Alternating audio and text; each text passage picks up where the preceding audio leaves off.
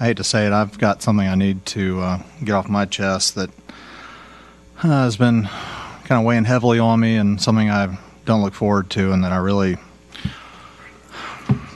just regret.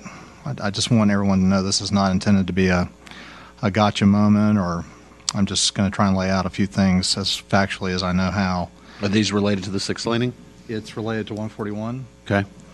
And, if it wasn't the fact that it's big consequences for the community, I don't think I would really bother, but I don't think I can stand by and continue to let things like this happen.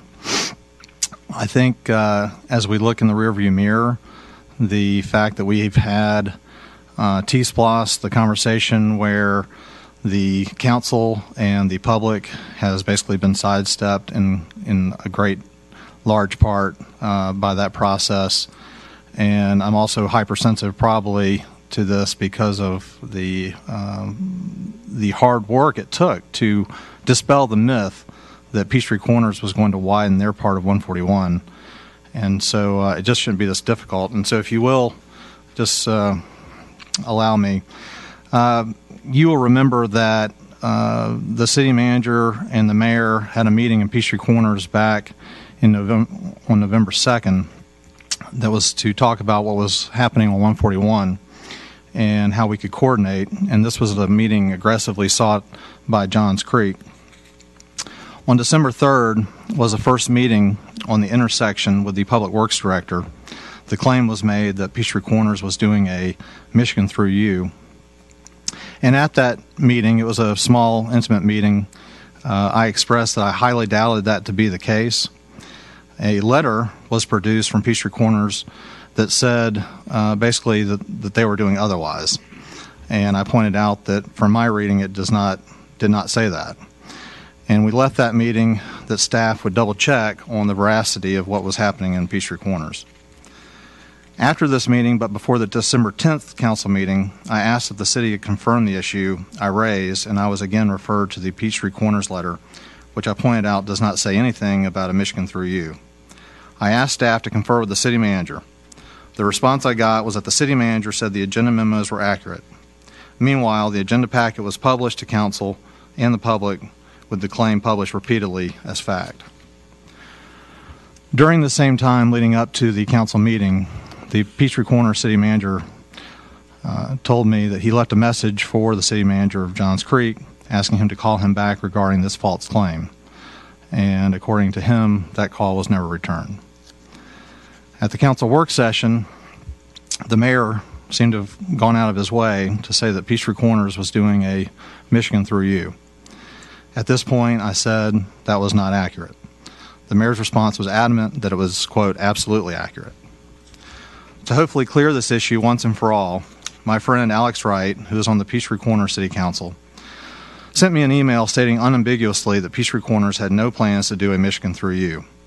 He asked if this could be read into the record. I forwarded Alex's email to the clerk and asked her to please read it into the record as a public comment. To be safe, at the start of the meeting, as you might recall, I got up and asked the clerk to make sure that it would be read as part of the public comment. I was told that it would be, but this never happened. At this time, if it's okay, I'd like to read the letter from Alex. John, unfortunately, I can't make it to the meeting tonight due to a work commitment. Can you do me a favor and have this read during your public comment period? I'd really like to get this corrected. It's totally baffling why this document says we were doing that project. Thanks. And he writes, Honorable Mayor Bodker and City Council members, good evening. I apologize for not being able to deliver my comments in person, but I have a previously scheduled work engagement, which prevents me from attending your meeting tonight. I am the Post 3 council member for the City of Peachtree Corners. As I am sure many of you do, I maintain relationships with council members from surrounding cities and communicate with them about issues that may impact our respective cities. Over the last several weeks, Councilmember Bradberry and I have had an ongoing discussion about some of the road projects that you are considering that would impact State Road 141. As SR 141 is one of our major thoroughfares, I am always interested in what enhancements may be occurring in Johns Creek or points north. During these discussions, it was brought to my attention that documents have been put on your website that indicated Peachtree Corners was going to be doing a Michigan U-turn enhancement at 141 and East Jones Bridge. I'm not sure what information you have received indicating that Peachtree Corners has committed to doing such a project. I know there was a memo sent recently from our city manager to your city manager informing you that the results of a study for improving traffic flow on 141 included a recommendation for a Michigan Thru U. Besides that, I know of no communication from Peachtree Corners about potential enhancements at that intersection. Without going into the machinations of our council's internal discussions, I can state with the utmost confidence that the Peachtree Corners City Council has not authorized any improvements at this intersection. None. I would go on to say that this is at most a proposal that's conceptual and the council has only discussed it in the most cursory manner. Speaking just for myself, I would add that the construction of a Michigan Thru U at this intersection would create several challenges, including political and economic development related ones that make approval highly uncertain, assuming it ever reaches the point of being seriously considered. I'm almost finished. As you continue your discussions regarding potential road enhancements for 141 in Johns Creek, I have a request and a suggestion. 1. Please modify any public documents regarding the intersection in question so that they do not state or imply that Peachtree Corners is putting a Michigan U-turn or any enhancement for that matter at 141 and East Jones Bridge. The current document is inaccurate. 2. During your discussions about potential enhancements to 141 in Johns Creek, I would recommend that you don't make decisions that assume a Michigan U-turn will go in at 141 and East Jones Bridge. Thank you for your time tonight. Merry Christmas and best wishes for a prosperous 2019. Regards, Alex Wright, City Council, City of Peachtree Corners. So this has really been something that I repeatedly tried to get taken care of behind the scenes, and I hope that it would have been corrected. And I didn't think that that would be such a big deal, but for some reason it kept going and kept going and kept going. And when I look at the way we've arrived at T-Splost and the conversations we have with T-Splost, and different things that have occurred in the city while I've been paying attention, it seems like sometimes we are being led to certain decisions with a predetermined outcome based on incorrect information. And I think that that is putting it pretty, I think that's putting it pretty mildly. Because frankly, I feel like I was misled and the public was misled. And I don't understand why. And so I would, again, I do not take any pleasure in this. This saddens me. But frankly, I don't know what I'm doing here if I don't bring things like this to light. And so I'd appreciate if the other council members could give their opinion about what they think and what we should do about it. John, you left one fact out of your scenario, and I do appreciate your perspective, and I actually find most of what you've said to be accurate, but you left out the phone call that I made to you where I corrected the information, at least that I had, the moment I had found it out. I called you, and I shared with you that while I had been told, and while in the meeting, it had been indicated that that was the case, and the letter reflected what they said in the meeting. I also told you I found out after the fact that that was in fact not true, and that what they had was a work session discussion or a retreat discussion, and that they had moved only one concept forward, which was that one for further consideration, and that even we misunderstood the conversation as it relates to the fact that apparently we thought it was a project as opposed to a ongoing discussion and study. Mike, I know that we had a conversation, but that is not what was said. And if I may, when you had the meeting, did you say that you had naysayers in Johns Creek, that every time you want to try and do something on 141, that the absence of action in Peachtree Corners is used as a pretense to say no? I shared the historical perspective that I had based on the conversations that I had been in previous council meetings, and I said that we had a long debate last time about the timing of Peachtree Corner improvements that we had been told about. There was a debate about 7 to 10 years, whether something was going to happen or not, and I wanted to make sure that no matter what came out of the discussion, we clearly understood where Peachtree Corners was, since the corridor depended on improvements above and below us, above being Forsyth, below us being Peachtree Corners, and it was important to get that information, hence the genesis of the letter in the first place. Wasn't the letter requested? Of course the letter was requested. That was the point. And the letter, by the way, was requested at the time of the meeting. It did not get generated. It may have not gotten generated then, but the letter was actually requested and promised at the time of the meeting because we wanted documented what they had said to us. Okay, and so clearly the letter doesn't say anything about a Michigan Thru U.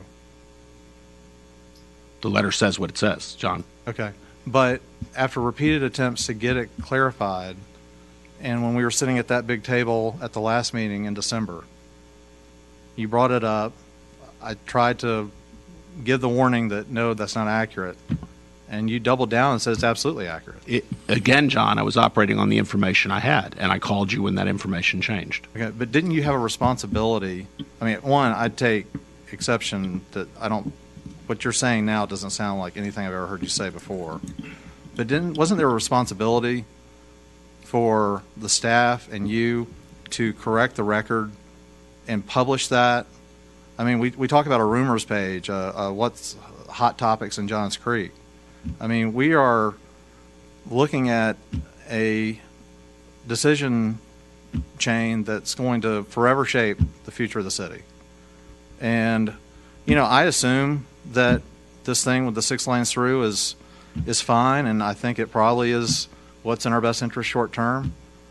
But when things like this happen, rather than being able to qualify everything on its merits, look at the information that we're given, build consensus to a decision.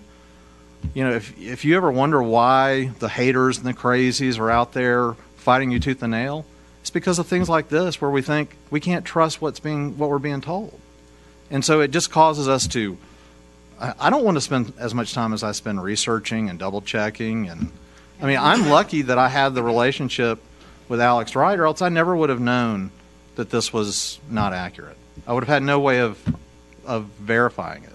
And I have no idea how many other things there are that we don't have those relationships to go back and double check. I think in that conversation too, somebody actually said it was codified when we were talking in our last meeting about that intersection. Didn't that get stated? Somebody said it was actually codified by the Peachtree Corners. Which was when the research happened to determine that, in fact, it wasn't, which is how I at least learned that, in fact, it was not a done deal decision. Well, so, go ahead. Wow. I'm a little frustrated myself because that was the basis for pushing a lot of the discussion we had the other day about those 5, and there was so much conversation around the importance of the Michigan Thru U because Peachtree Corners was doing it.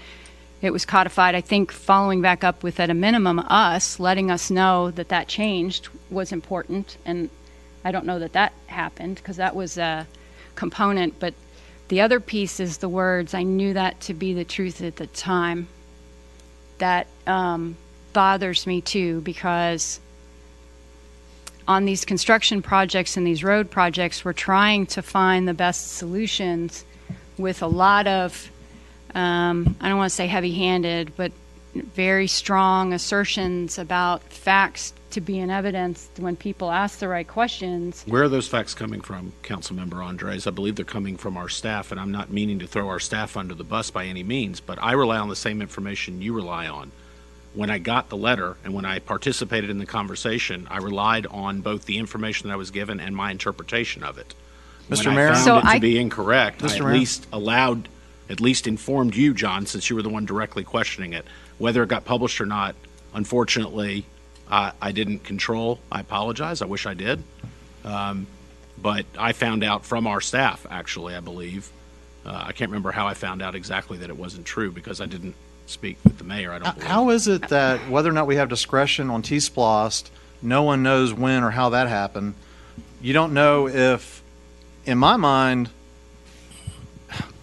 without a declarative statement proactively saying that the record is completely inaccurate, Right. it's what word do I call something that's told to me in public that's not accurate, that misleads me? What is the word that I should use? Mr. Use Mayor, let me whatever ask you a word question. wish. When you met in Peachtree Corners, did you tell them that you needed information that was going to help you to shove some road projects down your council's throat? No. What I asked for was accurate information to understand what was happening in their area, since I believed in the past there was focus on that as a predicator to making informed decisions in Johns Creek. Those weren't the exact words I used. That was the essence of it. Our city manager was with us. He can bear witness to any conversations that were had. So it would be inaccurate. You're saying that is not true, that you use the term... John, I don't remember every word that was said. Clearly now you do want to have your gotcha moment, so I hope you've sufficed in achieving whatever goal you had. Look, no, I don't. What I want is a record line to end. I want the record to be accurate just like you do. I actually sought back to find out whether in fact it was accurate because you had raised the question enough that I wondered, is it in fact accurate? I believed it to be accurate until I found out it wasn't. And I shared that information with you. No. So I'll go further with this. I mean, it's embarrassing to me that people in Peachtree Corners are wondering why they can't get the memos that are on our public website corrected. And we sought this meeting, and then they're calling the city manager, Warren.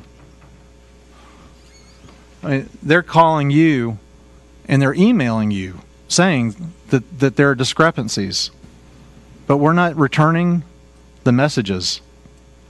And so I don't know what option I'm left with. I don't want to have these feelings or thoughts, but I have no other rational choice but to think this was deliberate to lead us to a conclusion that the Michigan Thru U is, going to be done south of us, and the drivers are going to, they're not going to be caught off guard when they come to Johns Creek because they've already passed one in south of us.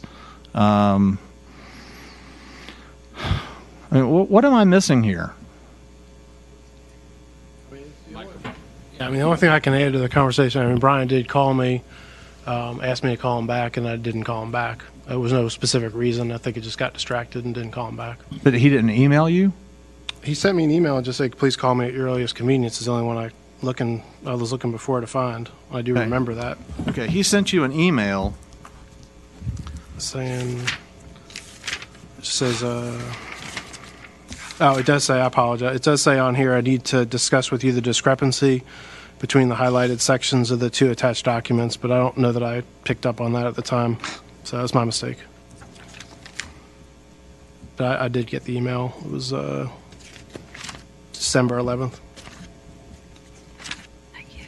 Okay, look, there are really good people in the staff, and there are really good people in the city of Johns Creek, and I feel like I'm being Debbie Downer, like I'm raining on the parade.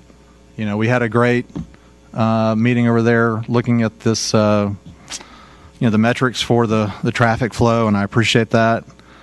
But there are just too many instances where it seems like the council is getting short shrift, and this is not, I am not going to spend my 4 years on council being misled and it being directed by you, and where I can't participate on a level playing field. I shouldn't have to say that, but that's what I'm experiencing. I'm not going to say anything else. I'm ready to hear some of the other council members. I'll go. A little down, I guess. I feel down, but I'm going to bring us back here because we're talking about a subject here, and this may be going over my head a little bit, but that Michigan U-turn down in Peachtree Corners, when that happens, it'll happen. I assume nothing happens until it happens, just like, in this council. Until it happens, I don't see it happening. So my focus is on this information here that we have, and where I am is I'm trying to make the best decision with what the facts we have. To me, the Thru U, I'll just tell you, it seems like it's the least expensive. No businesses are taken. There's a lot of positives. So I want to, to me, it looks like a viable option to look at. People have told us that they want us to do something about traffic congestion. We don't want to look at 141 because of north and south, and so we're looking at the intersection first, which I think is a great idea. So here we are. As far as I'm concerned, I am more than willing to move to give you to authorize the $300,000 to do this discussion, and that's where I am, just to bring us back. I don't know where everyone else feels, but I think at this point we kind of need to move on and hopefully go this. Although I will say, I hope that we do correct the documentation. If our sister city is asking for us to correct it, I think we should get that corrected. But going back to this topic, I want to move this forward, and I want to move forward with the longer term solution, because I think that's what people are asking about. We're going to have to make tough decisions, and I think it's time for us to make them. We have better facts now, and I feel more comfortable making those facts. And so I'm willing to authorize the $300,000 to move forward. So I bring them both kind of together. I think that as a council's perspective, a lot is talked about on relationships and stuff like that. I think these types of occurrences that happen create divisionary lines. They impact our ability to develop relationships, to have solid communication. Many times we've had discussions about projects where, I get that we have a strong staff. However, I want to be able to know that I can validate the information. And many of our conversations end up being side-railed into an emotional discussion about, don't you trust staff? And one has nothing to do with the other, but in these instances, I think that to blindly take the information without validating the accuracy puts yourself and puts the rest of us in a bad spot, T-Splost being a primary one. And, we're all here to help. We're supposed to be working on this together. It's not one person's job to do that. But at the end of the day, we all have to be allowed to have a seat at the table and be able to participate and use the skills that we have to help. That's an area I can help and have been attempting to assist in that for 3 years. And I think that we would only be stronger if we would stop having these situations where we continue to run into this. I mean, ultimately, some of these things are happening. They're having detrimental impacts to our city, to trust with staff, trust with residents, trust between council members. And it doesn't make sense. There's no need to have to rush to a decision based on one person's viewpoints. We all can come along, but based on historical experiences, sometimes that will lead to the divisionary lines, and it's not necessary. This isn't personal. This is work. It's like any other job. We're supposed to be doing the job we were elected to do as we each deem that to be, and everybody has a different view. And the behavior in and of itself as it stands needs to be thought about. We've talked about governance and oversight and ways for us to be able to help each other, not necessarily police what's going on, but in a sense being able to have, like you would in any other organization, a council that can just know that there are processes in place and it's not emotional. This is concerning to me, very concerning to me, especially on the heels of T-Splost and just our last conversation. And so somehow we have to figure out how to stop this, because this stuff is more destructive to our ability to move forward than anything else. And I don't know what anybody else thinks, but it's very concerning at the level of viewpoint to push that last conversation along all the way to being codified, and then there was no communication with the rest of us as if it's not relevant to us. And I think it is. It's pertinent. And if we can't be transparent with each other, then how can we expect the public to think we're going to be transparent with them? Good evening, Mayor and Council. My name is Ed Thompson. I live at 501 Champions Point. I'm also here representing Preserve Johns Creek. I'd like to address something I see as a pattern in Johns Creek, and for that I'll start with T-Splost. Though it's certainly not the first example, it's also regrettably likely not the last. In the lead up to T-Splost, Johns Creek residents were inundated with mailers, sometimes 2 or 3 a day, flooding our mailboxes. Those mailers were sent primarily by self-serving special interests who stood to benefit financially from a positive outcome. Those mailers promised the traffic congestion relief we so desperately need, and thus we were handed our carrot. On a different front, we were warned that failure to approve T-Splost in Johns Creek would still submit us to taxation from Fulton County, but with none of the promised benefits. And there we had our stick. Concurrent to all of this, our city government conducted a road show that was nothing short of a thinly veiled sales pitch in favor of T-Splost approval, with all due repetition of both carrot and stick. With the heads I win, tails you lose approach, we were offered some protection, mitigation against the risk of T-Splost projects that would potentially run counter to community interests. We were assured repeatedly and vehemently that all T-Splost projects were just budgets, that no project would move forward without a review and consent of our elected city officials. With a carrot, a stick, and assurance of some measure of protection, T-Splost passed by the narrowest of margins in Johns Creek.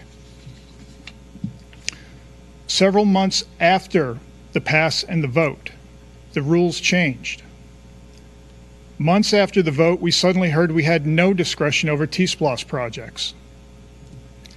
What changed in 6 months? What happened to the vehement assurances that our elected officials would have a measurable say and thus be accountable to Johns Creek residents? Now we're talking about Michigan Thru U-turn configurations at Medlock Bridge and State Bridge Road. We're assured repeatedly that Peachtree Corners is also preparing to install Michigan Thru U configurations, and we won't be alone in radically altering traffic patterns with an option that is not used in any other municipality in Georgia and in a situation different from that in Michigan. So forgive me if I'm skeptical. I've seen this game before.